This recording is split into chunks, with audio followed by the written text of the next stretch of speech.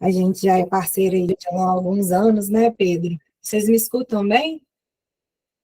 Que bom.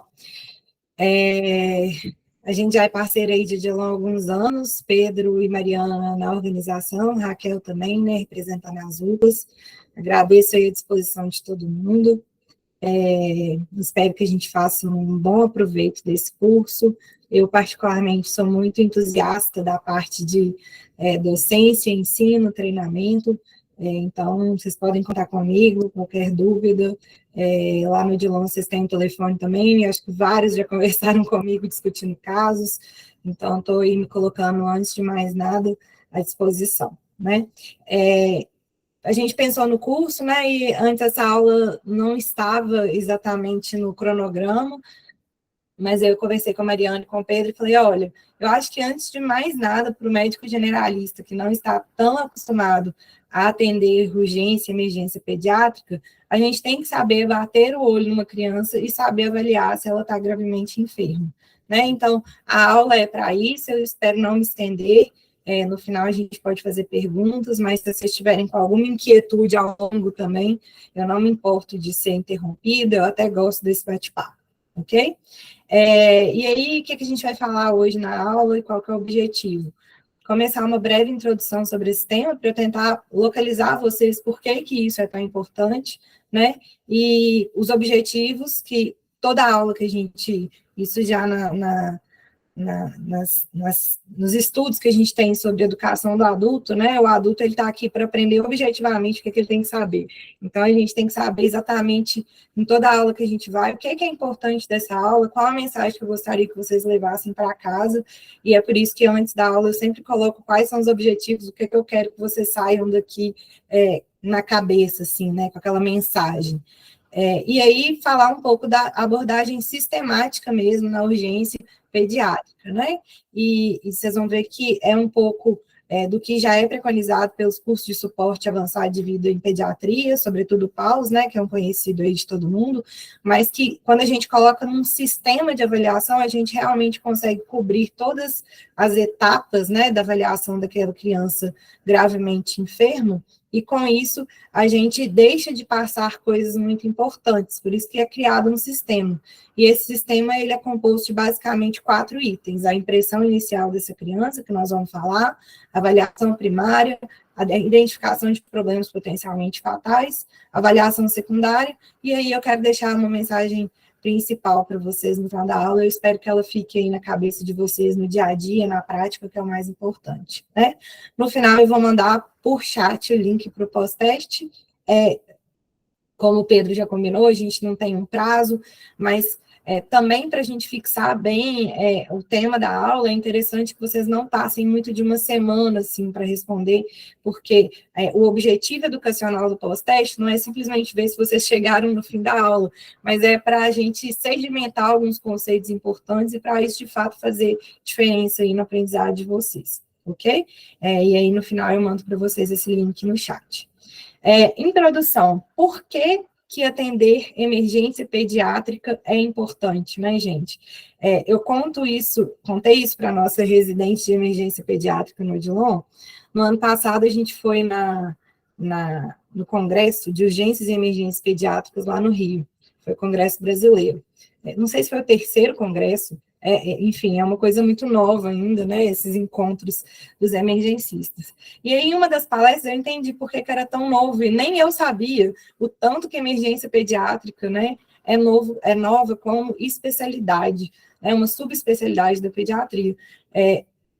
Ano passado, né, foi mais ou menos em setembro, outubro, o congresso, o pessoal falou que a gente tem, no Brasil, 320 médicos emergencistas pediátricos. Então, é uma especialidade muito nova para um país, né, continental como o Brasil. Você pensar que a gente tem 320 especialistas nessa área, realmente é muito novo. E isso já é uma tendência global. No mundo, a especialidade em emergência pediátrica, ela já está tomando um lugar de formação mesmo, e no Brasil ainda muito incipiente, muito novo, né? E eu achei interessante que também no congresso, conversando com colegas, né, aquela parte de conhecer as pessoas que estavam lá, a gente descobriu que nós temos 6 emergências. Ano passado, né, nós tínhamos 6 emergências, 6 residências de emergência pediátrica no Brasil, e uma delas é no Odilon. Então, para vocês verem qual a importância, né, que essa disciplina, essa especialização dentro da pediatria está tomando, né, e como é tão novo, e como nós temos aqui na nossa rede, muito próximo de vocês, né, muito próximo, muito alcançável, um centro que certamente está se tornando referência na formação dos emergencistas pediátricos. Então, é engraçado, eu estou contando esse caso para pontuar justamente esses dados que eu tirei de uma revista de epidemiologia, que foi publicada em 2017, que fala que 20% de todos os atendimentos no departamento de urgência e emergência são pediátricos. Então, a cada 10 pessoas que passam na urgência, 2 são crianças, né, ou adolescentes, no nosso caso, até 13 anos aí. Mas, enfim, isso é um número significativo, né? E dentro dessas 2, 5% desses 20%, elas vão estar gravemente enfermas na admissão. Então, não é um número insignificante para a gente negligenciar a importância da emergência pediátrica dentro da nossa formação. Tanto na formação do médico generalista, que vai atender criança, né? Mas como na formação do próprio pediatra.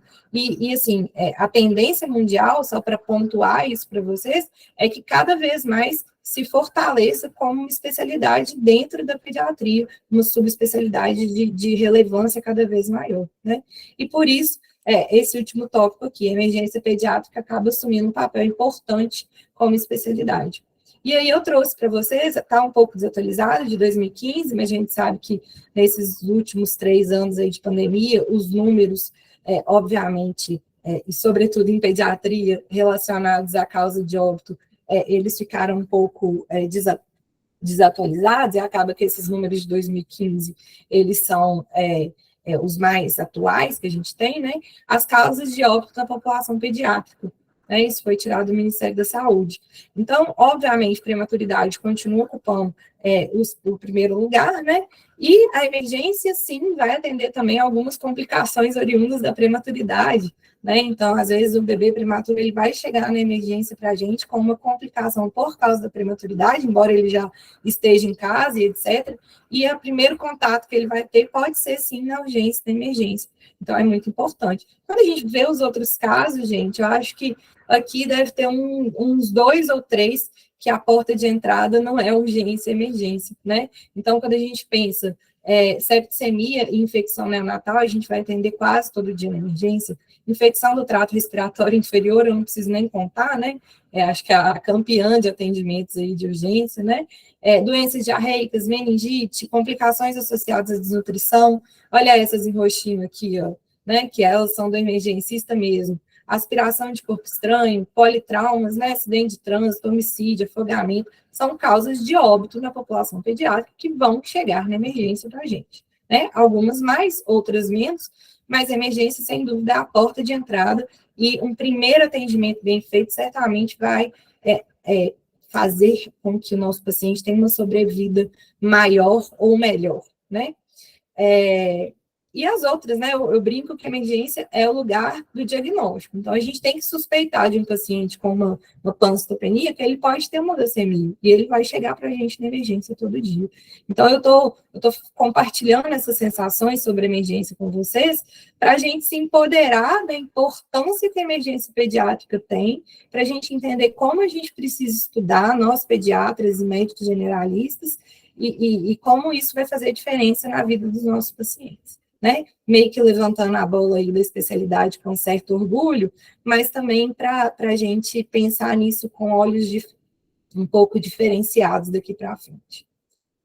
E aí, qual que seria o objetivo, né, gente, nosso no departamento de urgência e emergência, quando a gente pensa na avaliação da criança gravemente enferma?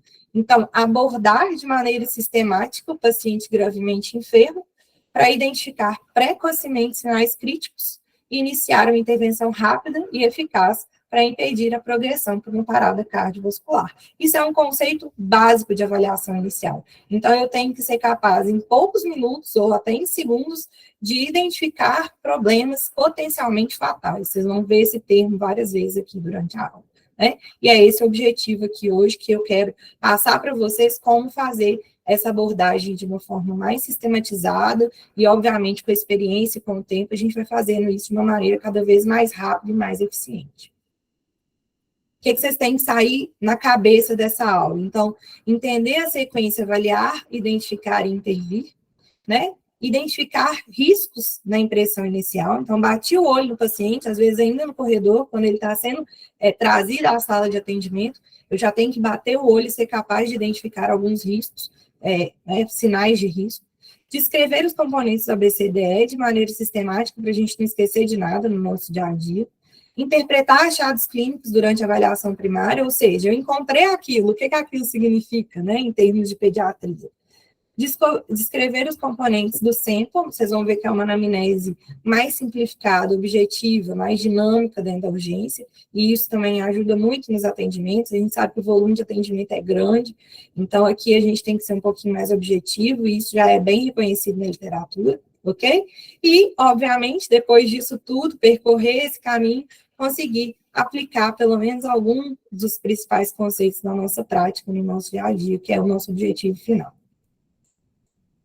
E aí, essa abordagem sistematizada, gente, ela vai ser dividida em 3 pontos principais. O primeiro ponto é a impressão inicial, ou avaliação inicial, depende um pouco aí de onde você for ler.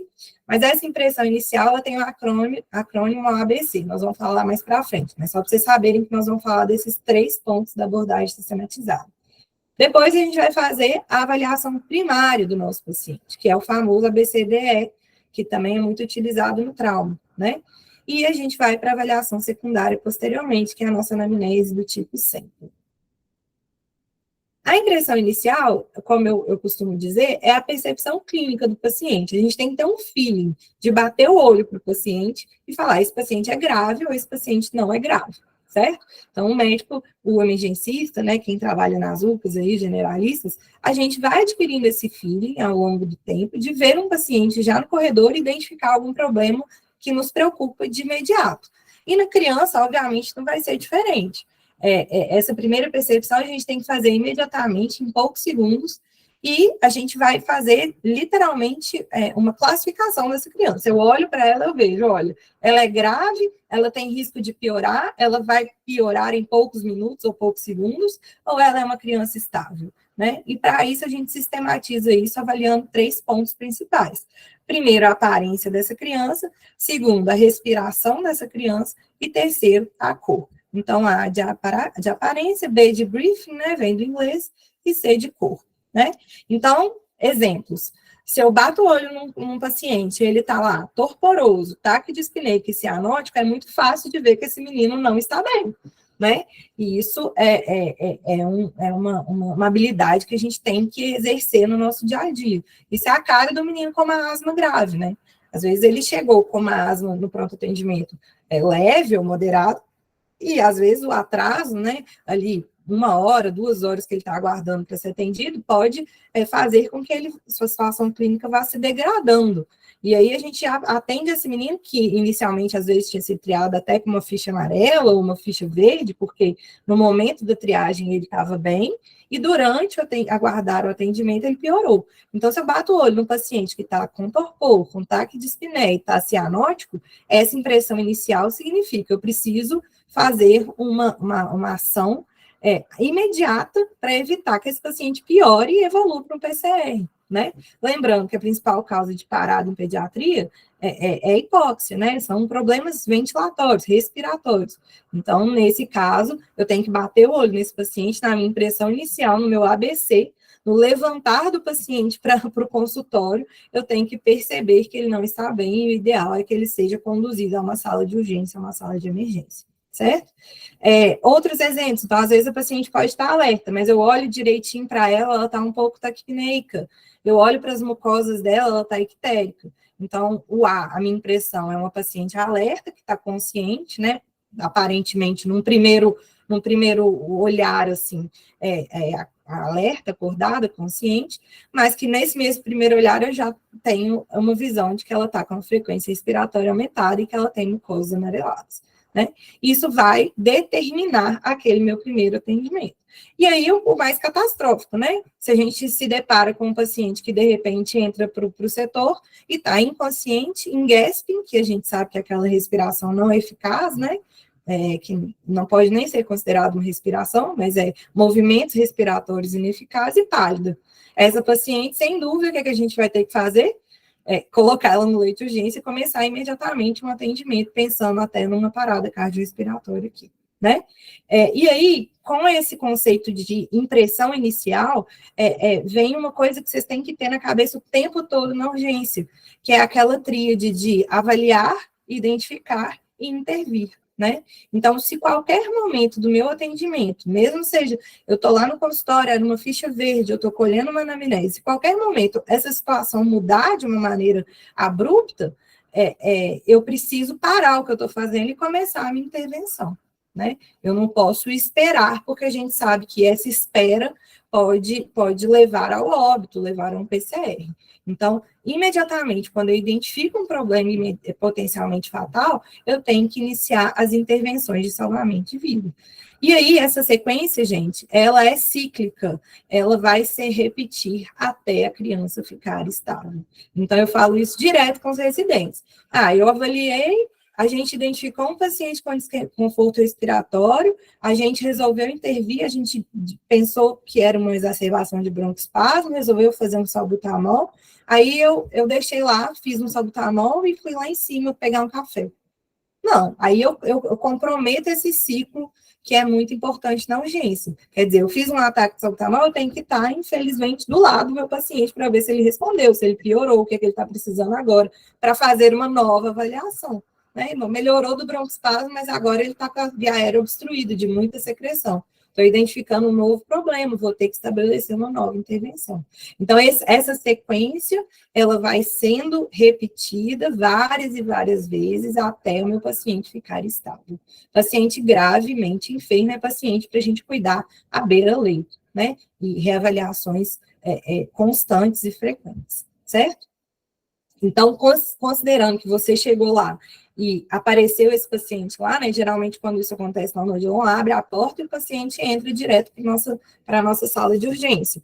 E aí ele é colocado lá no nosso leito de urgência, na nossa chamada maca de parada, né? E ele está inconsciente, em gasping pálido. Então, eu avaliei, na minha impressão inicial, no meu primeiro ponto da avaliação sistemática, e eu já vi que esse paciente possivelmente está parado, em parada cardiorrespiratória. Essa foi minha avaliação.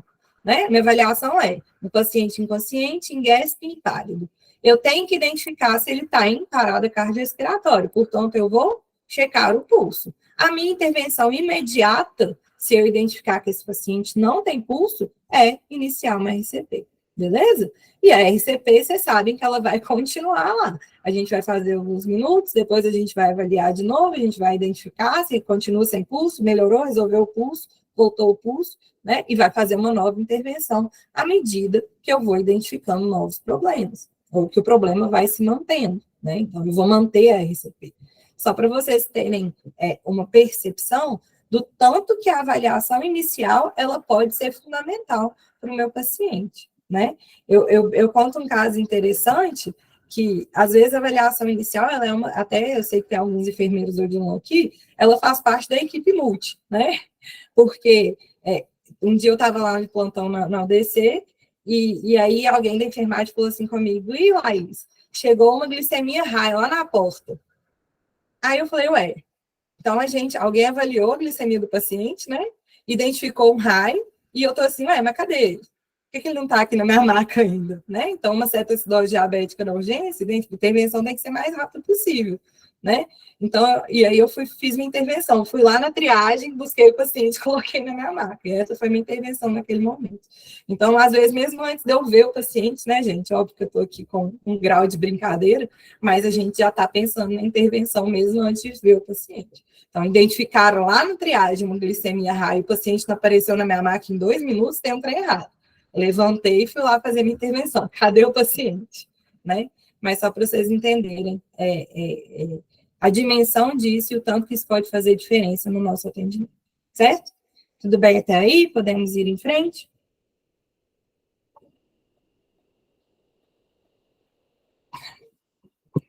Bom, passada a nossa avaliação inicial, a gente vai para o número 2 ali, né? Que vai ser a avaliação primária, que é o nosso ABCDE, né? O ABCDE não é à toa, é para ajudar, cada letrinha tem um motivo para a gente não esquecer de nenhuma avaliação nessa parte do atendimento. E aí o ABCDE, o A, a gente vai avaliar a via aérea e coluna cervical do paciente, né? Quando a cervical se justificar, obviamente. O B, a respiração. C, circulação. D, déficits neurológicos. E aí vamos tentar não esquecer no D, gente, da nossa dextro, né? Voltando aí na história da hiperglicemia, o RAI lá na triagem. Então, no D, a gente tem que fazer uma glicemia desse paciente, lembrando que é um paciente, obviamente, gravemente enfermo, né, gente? Não é qualquer menino que vai passar por isso. E o E é exposição, ok? Nós vamos falar de cada um deles. Então, a via aérea, a coluna cervical, se o paciente está chorando, emitindo sons, conversando, se tem movimento de tórax, tem movimento de abdômen, eu percebo que, às vezes, ele não emite sons, mas a gente sabe que tem movimento de ar, movimento respiratório no pescoço, a gente vai avaliar a via aérea como uma via aérea PERV, né? A via aérea PERV é uma via aérea que está aberta e desobstruída. Às vezes, a via aérea, ela está aberta, porém, ela está obstruída, né? Isso é uma via aérea preservada. A via aérea preservada é aquela via aérea que a gente consegue medir, manter pérvia, né? Por medidas simples, como reposicionar a criança, aspirar a via aérea. Então, às vezes, a criança chega com muita secreção respiratória, dá uma sensação de via aérea não pérvia, mas ela é uma via aérea preservada, se a gente aspirar, a gente vai resolver o problema de via aérea desse menino.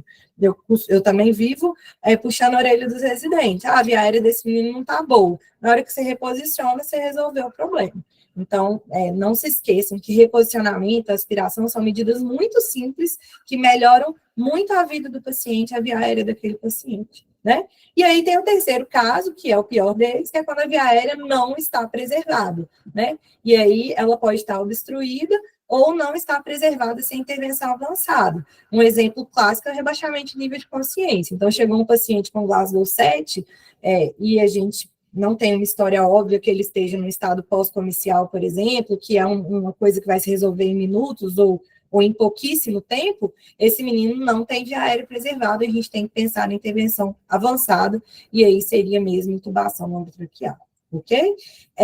E aí, depois dessa avaliação da via aérea, a gente, em casos de TCE ou TRM, a gente tem que pensar em avaliação de coluna cervical, né? Então, um paciente que, por exemplo, sofreu um TCE, que chega com a coluna cervical livre, a palpação, ela é uma coluna indolor, ele consegue mobilizar a coluna cervical sem nenhum problema, esse paciente, possivelmente, se já chegou sem colar cervical, ele não tem necessidade de pôr colar cervical. Mas foi uma vítima de TRM, né? Então, às vezes caiu, foi uma queda mais significativa, um trauma contuso direto na coluna cervical, esse paciente, certamente, ele vai precisar de colar cervical.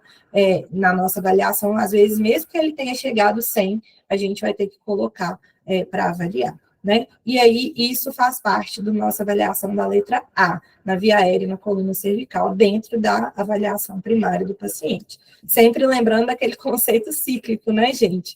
Eu vou avaliar, eu vou identificar, eu vou intervir. Então, se eu me deparei com uma via aérea extremamente obstruída por secreção respiratória, então eu avaliei esse paciente, via aérea obstruída. Eu identifiquei o problema, excesso de secreção respiratória. Eu vou fazer uma intervenção rápida e eficaz, que é a aspiração de via aérea, ok? E aí, eu vou dar seguimento à minha avaliação.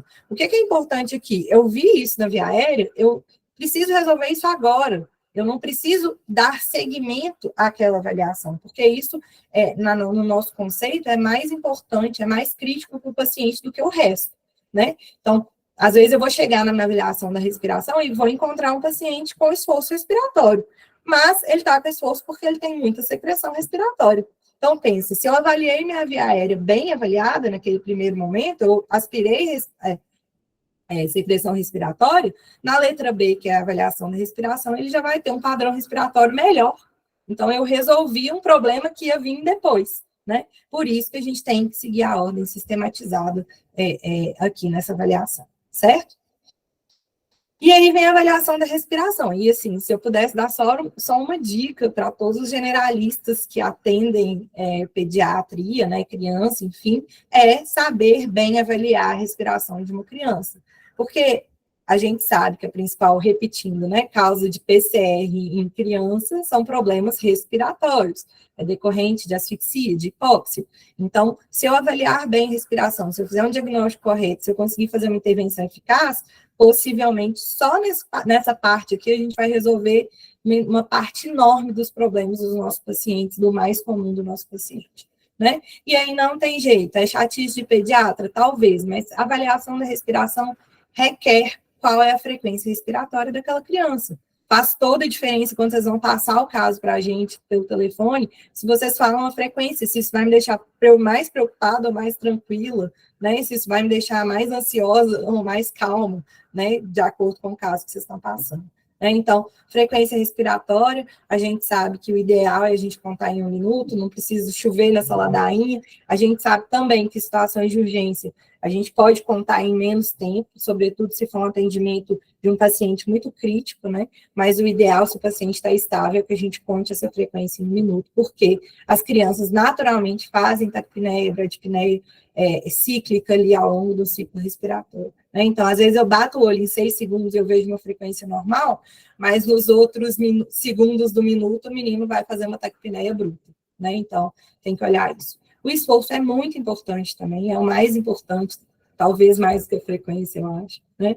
Expansão torácica e movimento do ar, os sons nos pulmões, isso vai dar muita chance para a gente de acertar o diagnóstico, né, gente? Parece uma coisa simples, mas eu tenho que levantar a bola aqui de um exame físico bem feito, do aparelho respiratório é fundamental para a gente conseguir identificar o problema bem identificado e enfim, fazer um tratamento eficaz para a criança, né?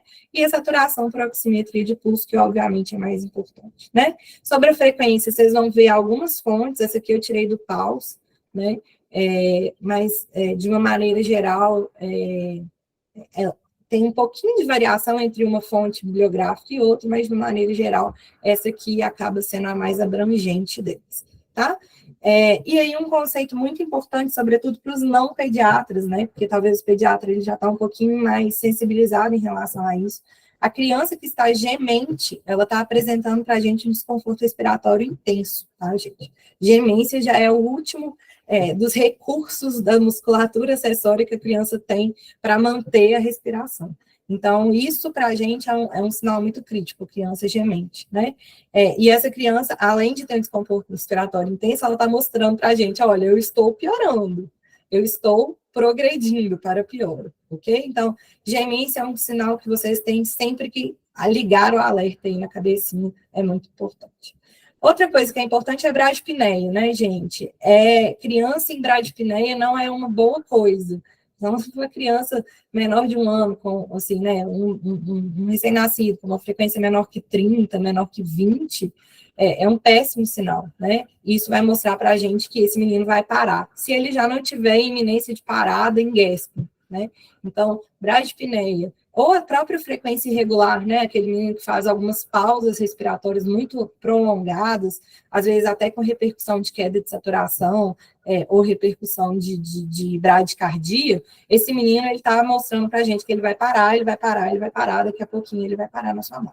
Né? Então, bradipineia, frequência respiratória irregular e gemência são sinais ameaçadores que eu queria que vocês ficassem com esse conceito aí na cabeça, ok? Vou repetir? Vou repetir. Avaliei, identifiquei um problema, eu tenho que fazer uma intervenção, né, gente? Então, eu avaliei no B, eu vi uma sibilância, identifiquei a sibilância, comece imediatamente. Se você acha que é broncoespasmo, que vai responder salbutamol, vamos começar imediatamente, faz essa intervenção, já pede a enfermagem para começar, enquanto você continua a sua avaliação, enquanto você identifica os outros problemas, né? Então, eu identifiquei, a ação imediata vai fazer diferença no prognóstico do seu paciente. E aí, assim, eu sei que alguns aqui... vai começar todos juntos. Eu sei que alguns aqui têm mais ou menos experiência, né? Isso aí eu tenho essa coisa acadêmica e às vezes eu peço para as famílias se eu posso gravar um sinal semiológico dos pacientes sem identificar para fins exclusivamente acadêmicos. E eu queria trazer para vocês em 3 faixas etárias diferentes, assim, né? Alguns sinais de desconforto. Esse bebezinho aqui, ó, é quase que um recém-nascido, né? Vou pôr para vocês um lactente bem pequenininho, ó. Aqui a gente vê bem, espero que vocês estejam vendo. Uma tiragem intercostal, uma tiragem subdiafragmática, uma retração tifoide aqui, né? Vou pôr de novo. Ok?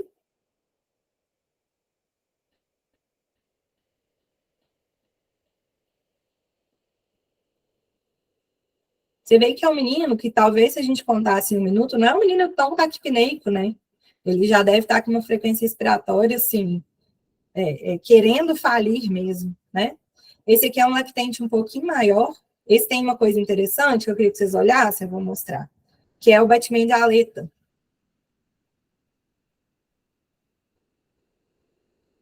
O mais fácil de avaliar aqui, sem dúvida, é subdiafragmática e intercostal, né? Tifoide um pouquinho, um pouquinho de balanço tóraco abdominal, mas agora eu vou passar de novo, eu queria que vocês olhassem o batimento de aleta, que não é um sinal que, às vezes, os médicos generalistas estão tão acostumados a ver. E para a gente é um sinal de desconforto em progressão também. Olha lá.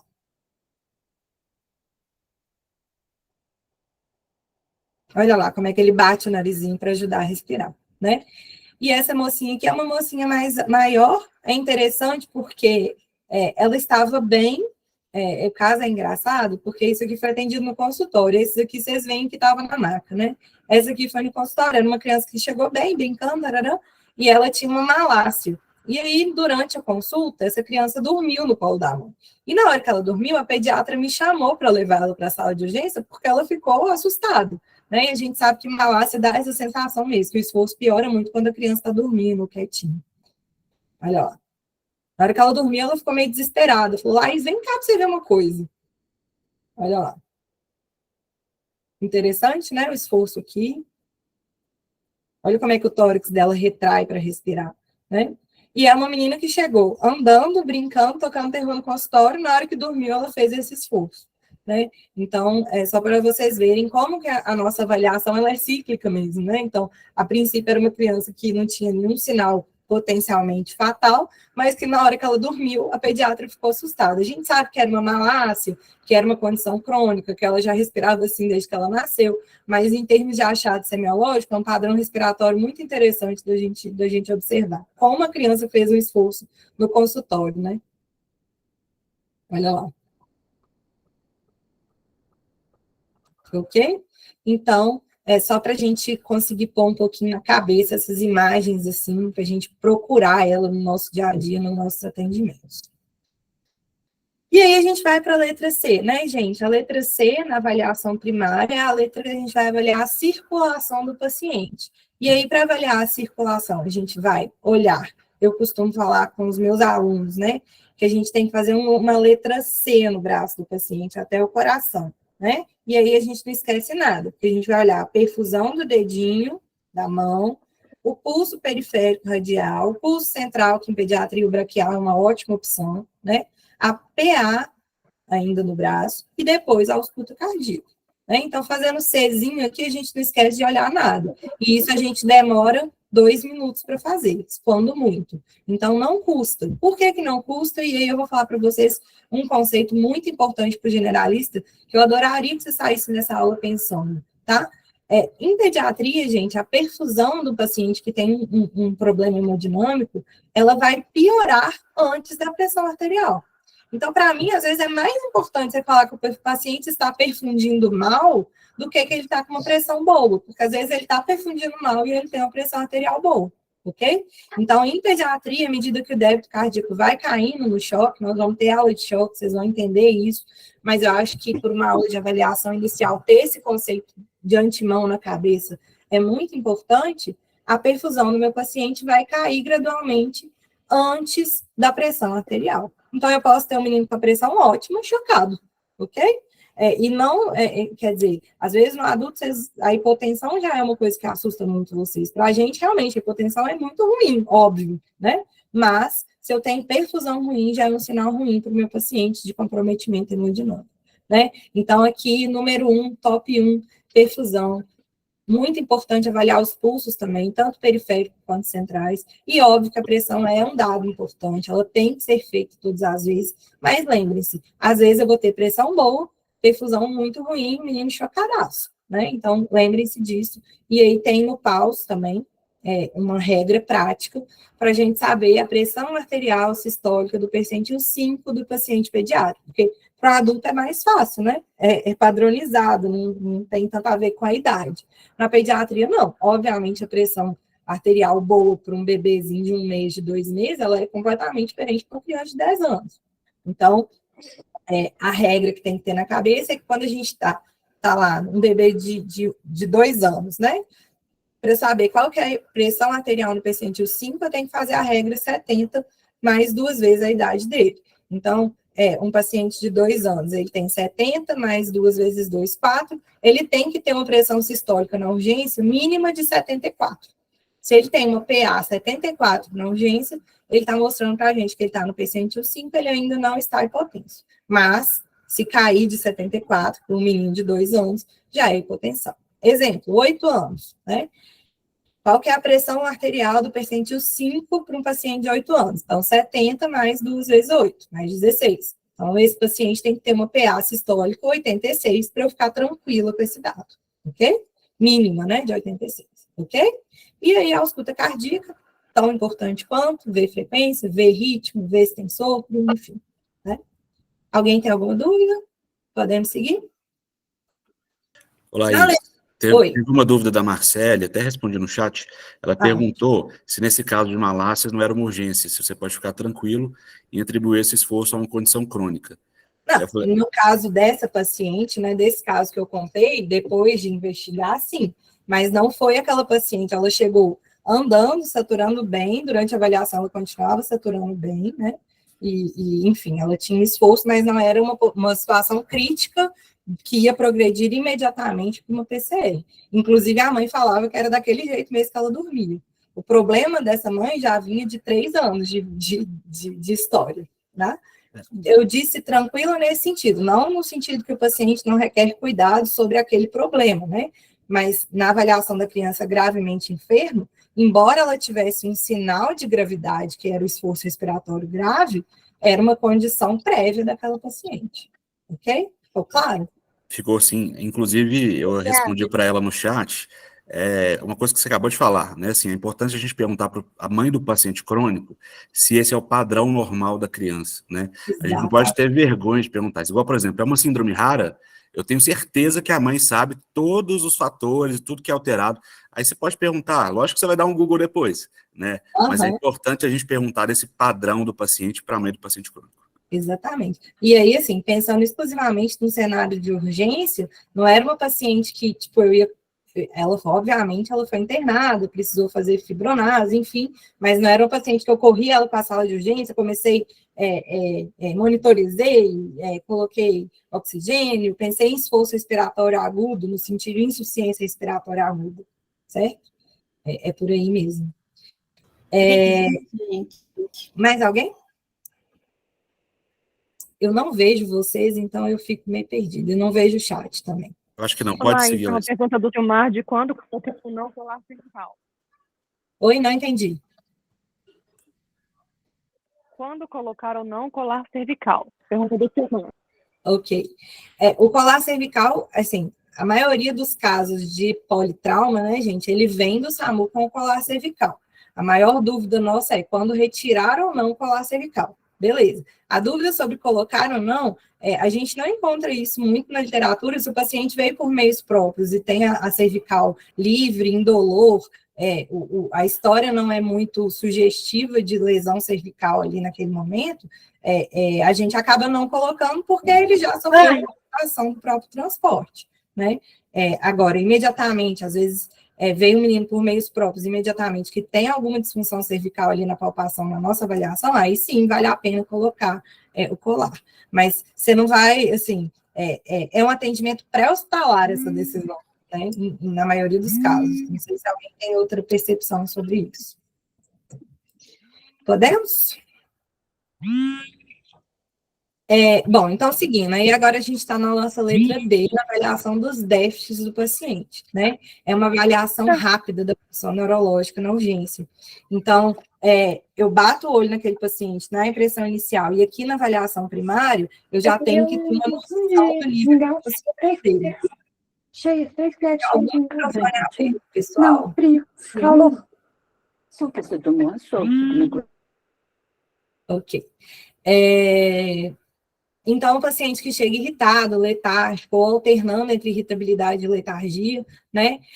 Um paciente que tem alguma perda de tônus ali, isso pode significar um problema potencialmente fatal para a gente. A gente sabe que o mais comum que a gente vai encontrar, sem dúvida, é crise convulsiva, né? Inclusive, vamos ter aula de crise convulsiva. Avaliação das pupilas do paciente, tamanho, simetria, reação à luz, e aqui no D a gente tem a glicemia capilar, né? Às vezes, gente, a gente vai... na hora lá H, o Glasgow dá uma pulada na nossa cabeça. E aí a gente tem esse instrumento de simplificação, que é uma escala de resposta pediátrica conhecida como AVDN, né? O AVDN é se o paciente está A de alerta, se ele está V responsivo apenas às vozes, se ele está D responsivo apenas a estímulos dolorosos, e N de não responde. Então, a escala de resposta pediátrica, ela vai funcionar como uma simplificação do Glasgow. Se a gente estender o Glasgow, que vai ser o próximo slide, né? A gente consegue simplificar isso aqui na urgência para saber o tamanho do nosso problema, né? Então, o AVDN, ele vem como um mecanismo, um mecanismo mesmo para simplificar a avaliação da escala de Coma de Glasgow, certo? Então, se o meu paciente só responde à dor, é um mau sinal aqui em déficits, né? E aí eu estou identificando um problema, eu vou precisar pensar numa intervenção imediata, né? E aí, toda vez que uma criança apresentar alguma alteração no AVDN, né, ela não está alerta, ela responde só a voz ou só a dor ou não responde, a gente precisa imediatamente checar a oxigenação, ventilação e perfusão, porque uma das causas muito mais comuns do que as outras de alteração de AVDN na urgência é relacionada à hipóxia central. Então, pode ser que esse paciente esteja com déficit neurológico, né, alteração no AVDN, porque ele está oxigenando e ventilando mal, e, portanto, perfundindo. Se perfunde periferia mal, certamente está perfundindo mal o cérebro, né? Então, quando a gente vê problema de AVDN, a gente precisa pensar em oxigenar, ventilar e perfundir melhor esse paciente, ok? E aí, eu trouxe para a gente só lembrar um pouquinho do Glasgow, que é uma dúvida comum dos generalistas, né? Como avaliar Glasgow de crianças menores de 2 anos de idade. A gente já tem a tabelinha para a escala de Coma de Glasgow pediátrica, fácil de ser consultada. Eu tive um professor na faculdade que ele falou, graças a Deus chegou a era da geração consultada, né? A gente não precisa decorar isso, em 2 segundos a gente abre lá no Google, olha o Glasgow e resolve a classificação do paciente. Ninguém quer que a gente saiba isso de cabeça, mas saibam que a tabela ela já né, adaptada para avaliação de criança menor de 2 anos de idade, certo? Lembrar que menor de 2 anos de idade não tem uma linguagem verbal bem estabelecida. Então, a gente vai modificar basicamente a resposta verbal das crianças menores de 2 anos de idade. Abertura ocular fica a mesma coisa, resposta verbal, aí tá. Para uma criança maior orientada, a gente vai considerar apropriada para a idade. Confusa, uma criança irritada. Palavras inapropriadas é aquela criança que chora quando está doendo. Palavras incompreensíveis é o gemido, e nenhuma, né? Então, isso é modificado na escala atual, adaptada pediátrica, escala de Coma de Glasgow, né? Em 2018, a gente teve uma atualização da escala de Coma de Glasgow, entrou a resposta pupilar, que não tinha antes, e dentro de resposta pupilar, a gente vai subtrair a nota anterior. Então, supondo que eu achei que um Glasgow 10, né? E aí eu achei nenhuma resposta pupilar, eu ainda tiro mais 2 pontos desse paciente. Ele termina com Glasgow 8, né? Ou se tem apenas uma das pupilas reagindo a estímulo luminoso, eu tiro 1 ponto. Ou se tem reação bilateral, eu vou tirar 0 pontos. E com isso, essa nova escala vai variar de 1 a 15 pontos, certo? Só para vocês saberem, embora essa atualização tenha sido de 2018, ela ainda não está muito difundida, não é em todo lugar que vocês forem estudar que vocês vão encontrar isso, né? Mas, de uma maneira geral, gente, na urgência, o AVDN é uma ótima escala de avaliação rápida, né, da situação neurológica da criança, e eu tendo tempo, estabilidade, enfim, um pouquinho mais de tempo, né, um paciente um pouquinho mais estável, obviamente eu vou fazer o Glasgow depois que a situação já estiver um pouquinho mais controlada, certo? Mas não deixem, não tenham vergonha de abrir a escala e olhar, porque na passagem de casos isso também faz muita diferença para a gente, né? Laís, Oi. é porque tem uma pergunta no chat. Uhum. Pode falar. Eu não estou enxergando, alguém pode ler para mim?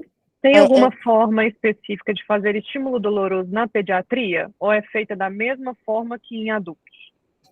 Gente, a criança, assim, eu nunca li isso, para falar a verdade. Se alguém já tiver lido alguma coisa aí dos pediatras, emergencistas, intensivistas, eu nunca li isso, mas obviamente a gente é um pouco mais delicado, né? A criança é mais sensível a pequenos estímulos dolorosos. Às vezes a gente faz até um petelequinho assim no pé, né? A glabela é um lugar que costuma incomodar a criança.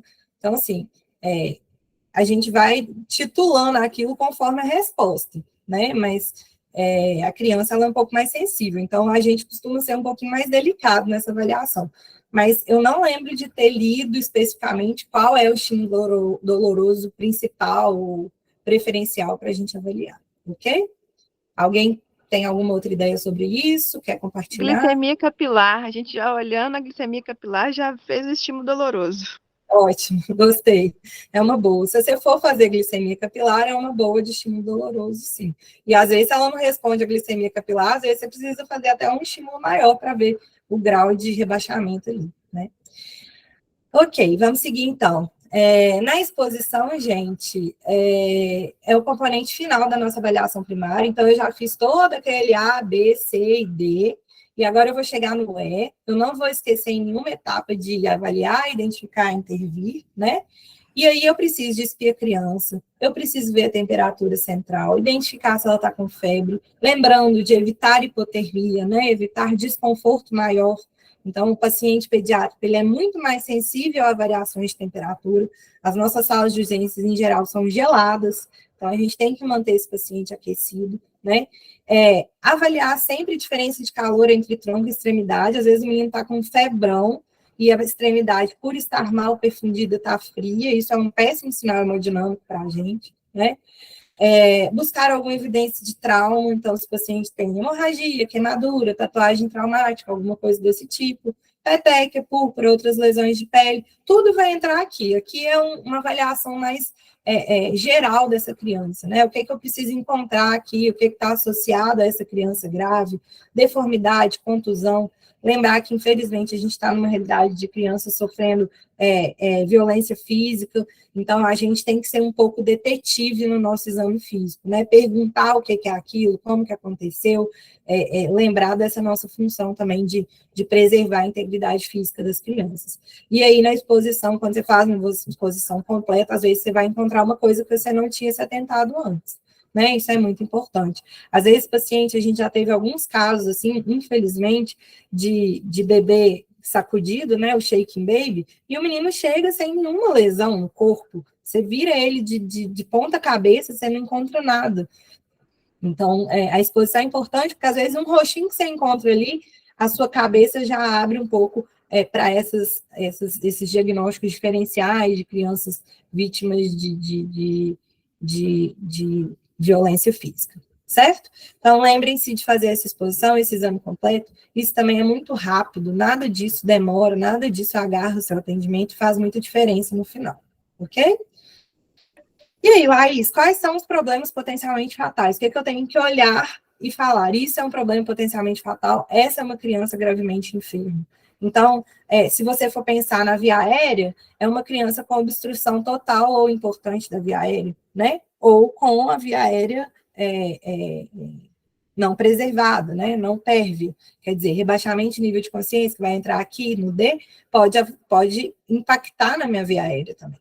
Então, criança com obstrução total importante de via aérea é um problema potencialmente fatal, né? No B, esse aqui eu faria uma estrelinha, porque é o mais comum, então, esforço respiratório, apneia, gasping, bradipneia, são problemas que a gente tem que ficar muito esperto.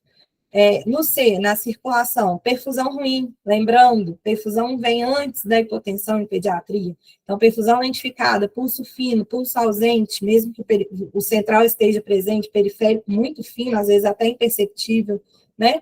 Hipotensão já com um estágio tardio de problema potencialmente fatal, bradicardia, né? Às vezes vem apneia com bradicardia associada, isso é um sinal potencialmente fatal, esse menino certamente não está bem, né? No D, rebaixamento do nível de consciência, com mais tempo o Glasgow, né? Com menos tempo, alteração do AVDN, e hipoglicemia, né, gente? A hiperglicemia, ela é um sinal grave, mas você tem um pouquinho mais de tempo com esse paciente do que o paciente hipoglicêmico. Então, aqui, e o Pause ele deixa isso bem claro, que para a gente, às vezes, hipoglicemia na pediatria é pior do que hiperglicemia, ok? E não é na exposição, né? Hipotermia, hemorragia, queimadura, tatuagem traumática, asterisco, lembra que o você está procurando crianças vítimas de maus tratos, vítimas de violência física, né? Quando a criança apresenta qualquer condição potencialmente fatal, gente, vocês têm que acionar a intervenção conforme a identificação. Então, eu encontrei um problema, eu tenho que estar ali do lado, eu tenho que resolver naquele momento, eu tenho que estabelecer uma conduta imediata. E aí, depois que essa conduta de fato foi eficaz, ela resolveu aquele problema inicial, então eu comecei a fazer um salbutamol, ou eu identifiquei um paciente hipoxêmico, eu dei oxigênio, a saturação subiu, eu vou para as minhas avaliações secundárias e para os meus testes diagnósticos, né? Então, assim, eu não coloco oxigênio e vou sentar no computador, eu ponho oxigênio e fico lá vendo se a saturação melhorou. A saturação melhorou? Bom, agora eu continuo minha avaliação, né? E depois a gente vai fazer as outras coisas, pedir exame, avaliação secundária, né?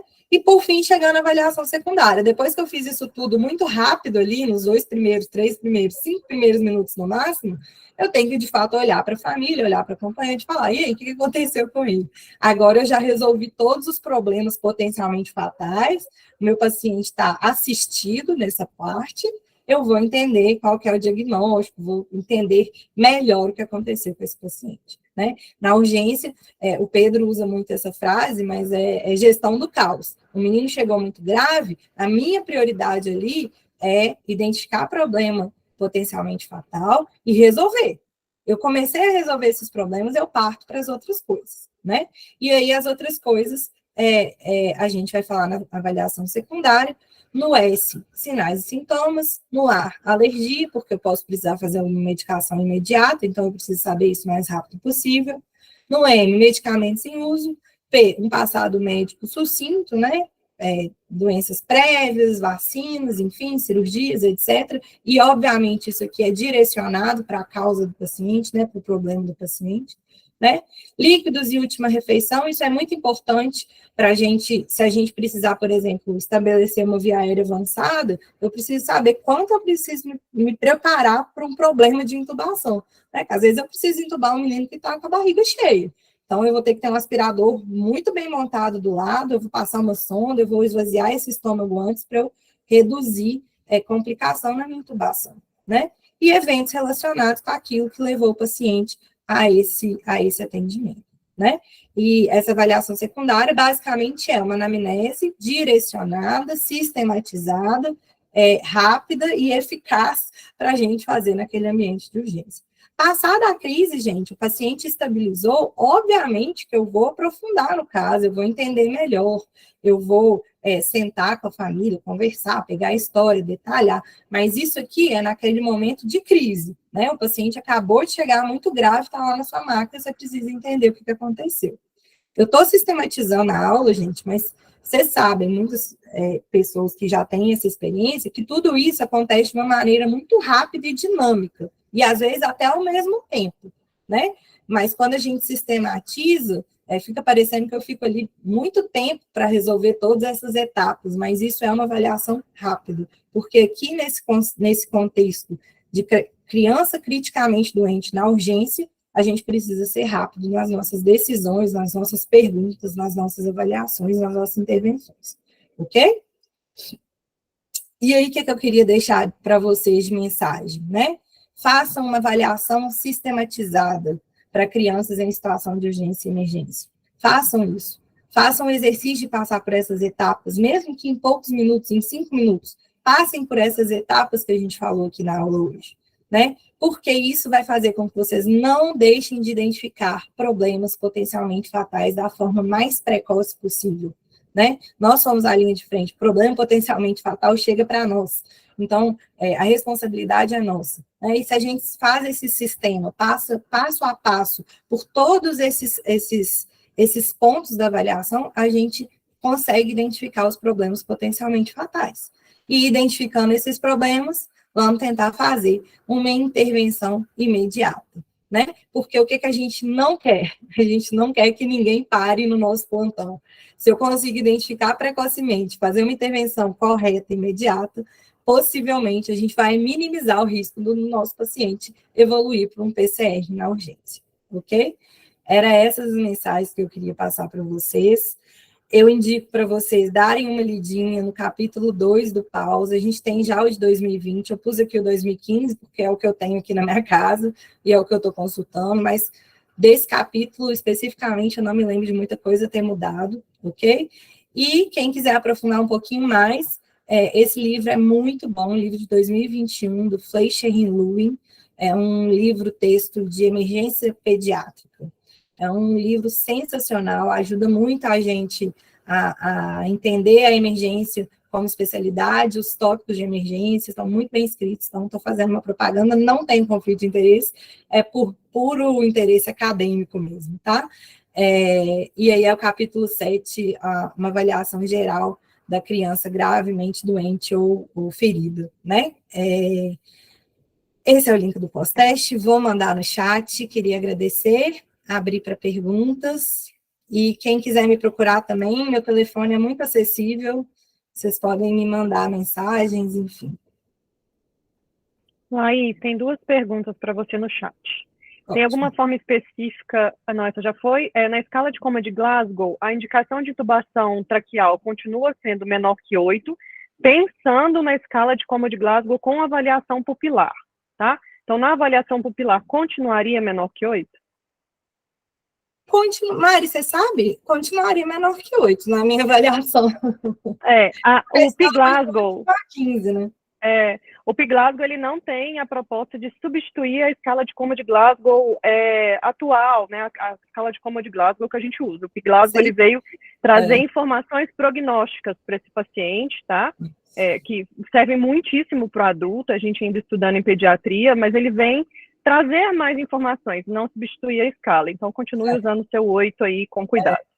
E não necessariamente a gente precisa incluir a pupila em todas as avaliações, né? É claro que um paciente rebaixado, sobretudo se eu estou pensando em hipertensão intracraniana, uma coisa desse patamar, a pupila vai dar muito sinal para a gente. Então, se eu vejo um paciente anisocórico, eu tenho que pensar, herniação iminente, né? Ou até morte encefálica, enfim. Lembrar disso. Então, a pupila ela entrou aí para a gente lembrar de avaliem as pupilas, certo? Mas ainda não para substituir, é uma coisa nova, em criança também a gente não sabe.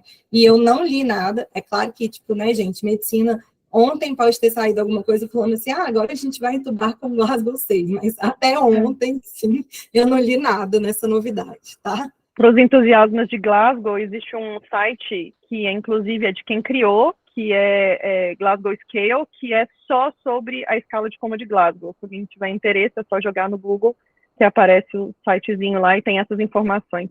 Uhum. Mais uma é qual corte para hipoglicemia. Você está conseguindo ver, né? Agora eu fechei minha apresentação. O corte para hipoglicemia, gente, é 60, né? Mas a correção, ela vai variar conforme o grau de hipoglicemia. Então, depende muito do paciente, se ele tem via oral estabelecida, se ele tem condições de via oral. Então, a gente pode até, mais para frente, talvez ter alguma das aulas que a gente vai abordar isso melhor, mas é menor que 60 a hipoglicemia em criança. Como que eu vou corrigir? Vai depender, dá até uma aula sobre isso. Não sei se vai encaixar em algum dos temas aí. ok? Mandei para vocês o pós-teste. Silmar, a orientação é o seguinte, responder o pós-teste. Eu sugiro, em termos de aprendizado, até uma semana depois da aula, não deixar muito tempo, senão você vai esquecer o que você fez, e o objetivo é justamente repetir para ver se grava, e ele vai ser usado em termos de avaliação de frequência, e enfim. É isso? Porque eu entrei, boa noite primeiro, né? Parabéns pela apresentação, excelente mesmo, nossa, sempre bom, né? E 0,800 aqui a gente paga caro para ter isso aí, bom demais. Porque a hora que eu entrei já estavam falando do pós-teste, e como é que ficou o pré-teste? Não tem pré-teste, é só pós mesmo. Ah, tá, não, beleza, então. E eu respondo por onde aqui? Clico nele. Você está vendo o link? Sim. Mandei no chat. Abrindo o link, vai abrir o pós-teste. É um formulário do Google. Pois é, mas e onde que porque eu não vou responder hoje, para eu responder amanhã, por exemplo. Guarda esse link, não sei onde. A gente vai colocar no grupo. A gente vai criar um grupo Manda com as no grupo. pessoas que fizeram a inscrição. Não, Nós vamos beleza. enviar agora, inclusive, o Google Forms de inscrição, de presença, né? E aí vocês façam, a gente vai criar um grupo com essas pessoas que fizeram essa inscrição aí, ok? Ok. Aproveitar que eu estou falando, eu coloquei o telefone corporativo da urgência pediátrica, ele tem sido cada vez mais acionado, né? A gente tem visto aí nos últimos 2 dias o aumento das crianças mais graves, o aumento do movimento de pronto-socorro. Teve dúvida, liga para discutir mesmo, a gente está lá para isso, tá? Queria agradecer os generalistas, é uma coisa que eu ia falar no começo, mas eu esqueci. Vocês têm feito diferença na saúde dessas crianças, né? A gente só conseguiu completar uma escala de pronto-socorro, né, de UPAs de fim de semana, graças a vocês, e a gente tem visto a diferença que vocês têm feito, assim, o movimento de longe diminuiu um pouco, quando a gente conseguiu completar as escalas, né, a gente sabe que é um pouco difícil para vocês, algumas coisas, né, então, não tem dúvida boba, pode ligar lá no telefone à vontade, né, o que a gente puder responder, né, e souber, a gente vai responder. Claro que a gente também está lá no plantão, então, às vezes, não vamos conseguir atender, porque estamos com algum paciente, né, apesar que a gente tem uma equipe, né, bem robusta, né, muitos residentes e tal, então a gente está tentando sempre atender, mas se não conseguiu, liga de novo e tenta sim, tá bom? Mais alguma pergunta?